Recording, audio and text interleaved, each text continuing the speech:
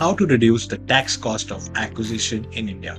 Imagine buying a company for billions only to get a tax bill almost as big. In 2007, Vodafone learned this the hard way when its offshore deal for Hutchison's India's business triggered a 11,000 crore tax demand.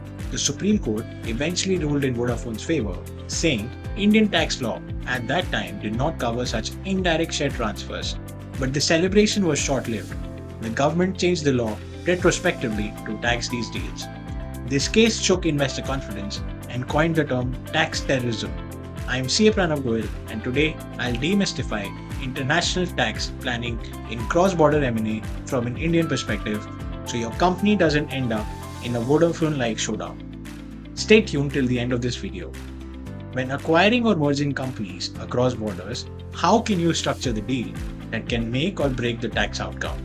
Let's break down three common structures: share purchase, asset purchase, and slump sale, and their pros or cons. In short, a share deal is quick but can carry latent tax baggage.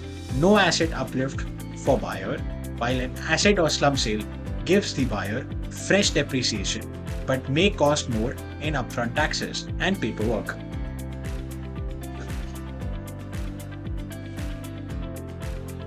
Smart planners even use hybrids. Example, carve out and sell only high-value assets to optimize tax, leaving unwanted pieces behind.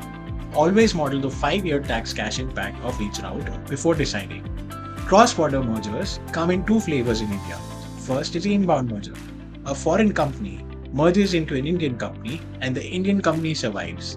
Second, outbound merger. An Indian company merges into a foreign company, the foreign entity survives.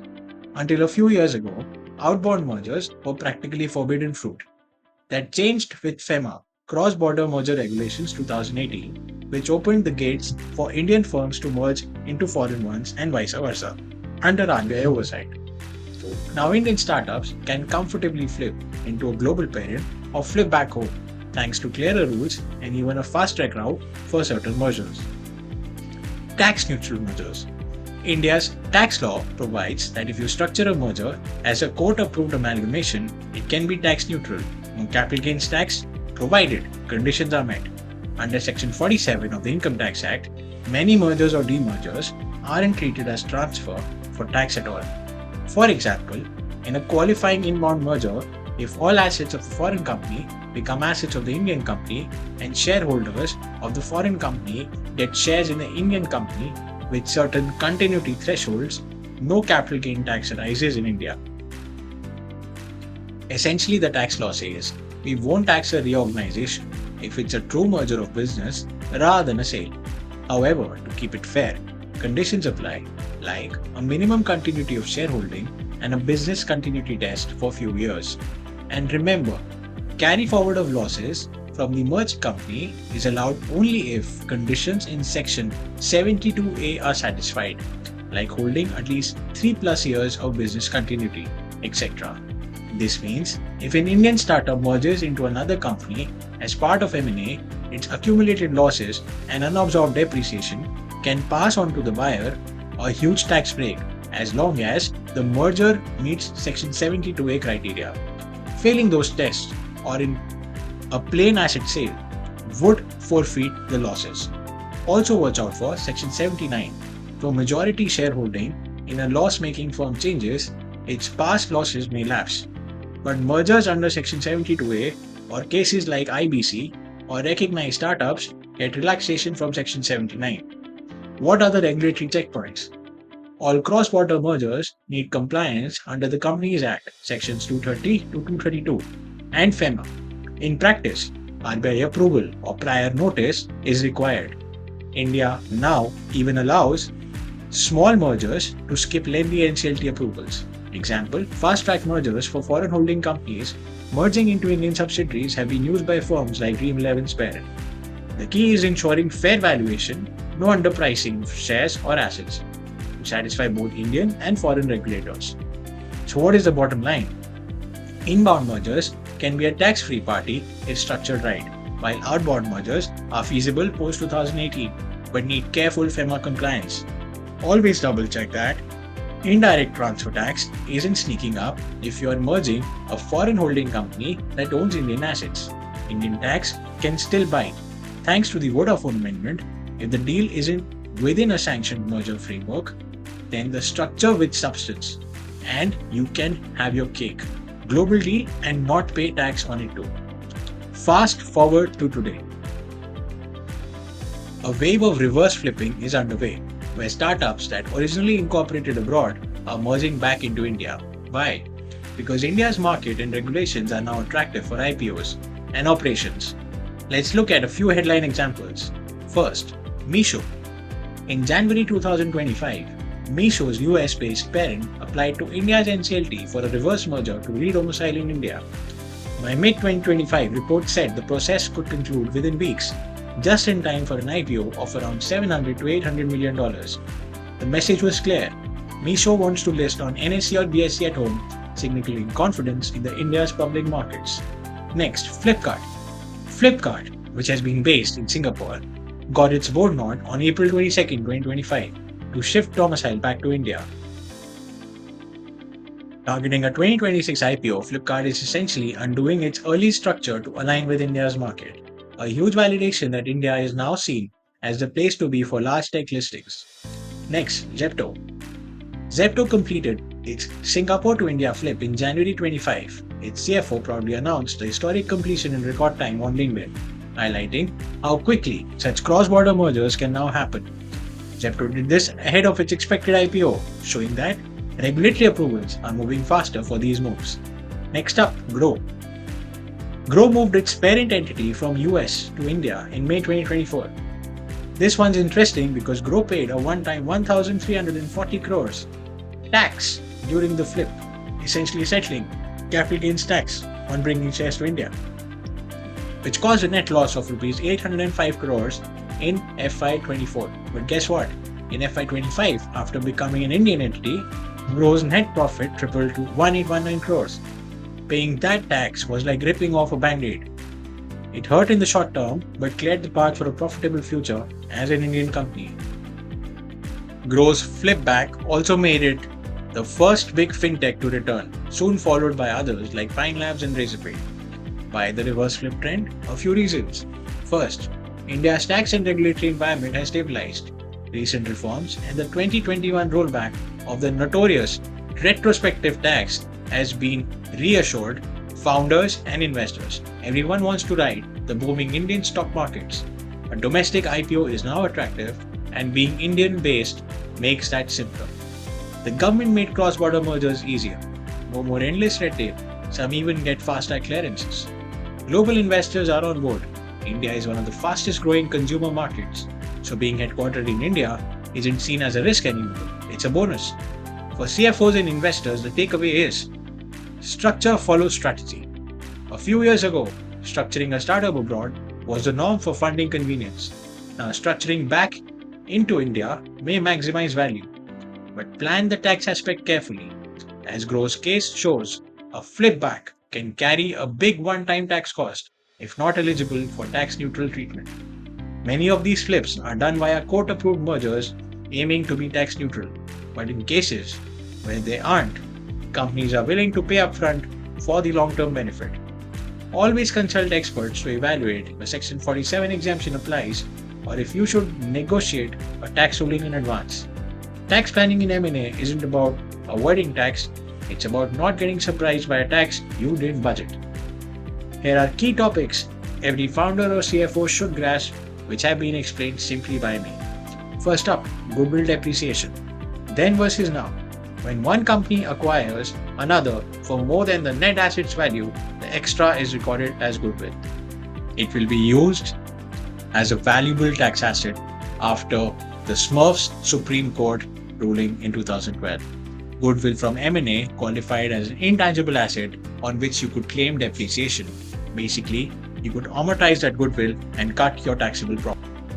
But the taxman changed his mind in 2021. The Finance Act 2021 explicitly disallowed depreciation on goodwill, overriding the court's view. So now any goodwill on your books just sits there with no tax benefit. What to do? Smart acquirers now allocate purchase price to identifiable intangibles.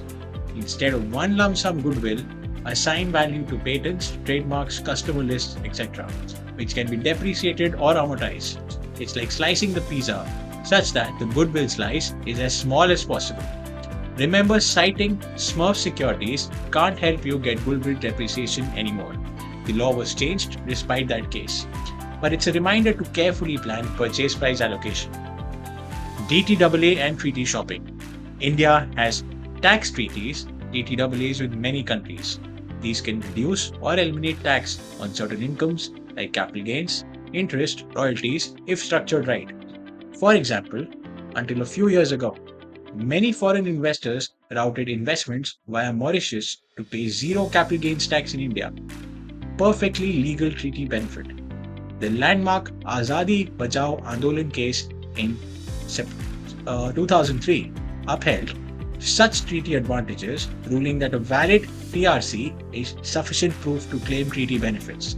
The court famously noted that treaty shopping, using treaty networks to reduce tax, is not illegal under our law, effectively saying legitimate tax planning does not equal evasion. This gave foreign investors a green light as long as you had a Mauritian or Singaporean entity with a TRC. India would honor the treaty's low tax rate, but times have changed. Now we have GAR, General Anti-Avoidance Rules, in force since 2017, and anti-abuse provisions in treaties through BPS and MLI arrangements. If you set up a shell company just to avoid tax, GAR can deny the benefit. There's also the principal purpose test in modern treaties, which can nullify benefits if the main purpose was tax avoidance. The lesson: use DTAAs for genuine investment structuring. For instance, a real business presence in, say, Singapore might still protect you, but don't push your luck with sham entities. The Azadi Bachao precedent of honoring TRC still stands, but it's now balanced by anti-abuse rules.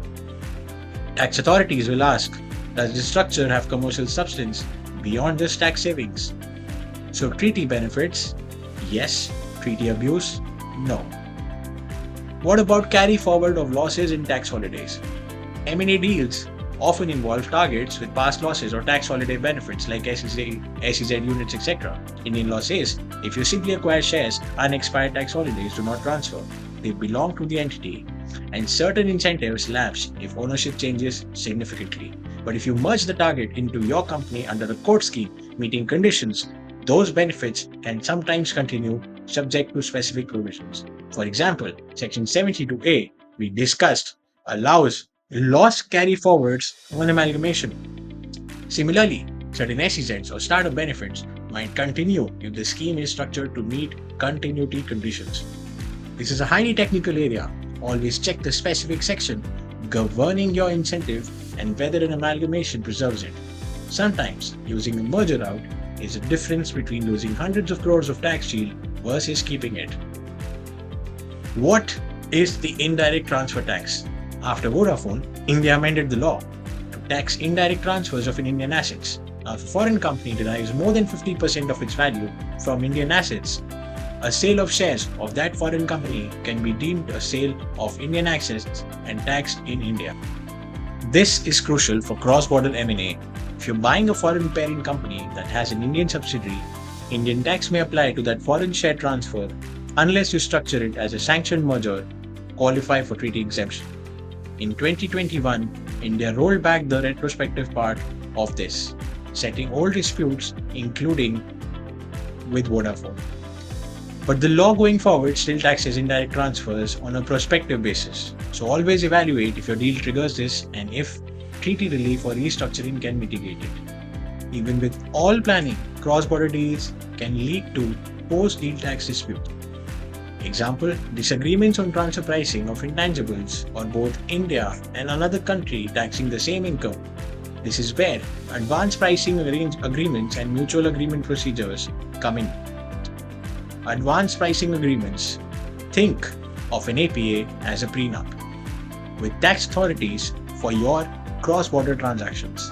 You agree in advance on how prices will be set for intercompany dealings, say royalties, services, or intellectual property charges between the Indian entity and foreign entity after a merger. For instance, if a company acquires a US company and will pay royalties for using its technology.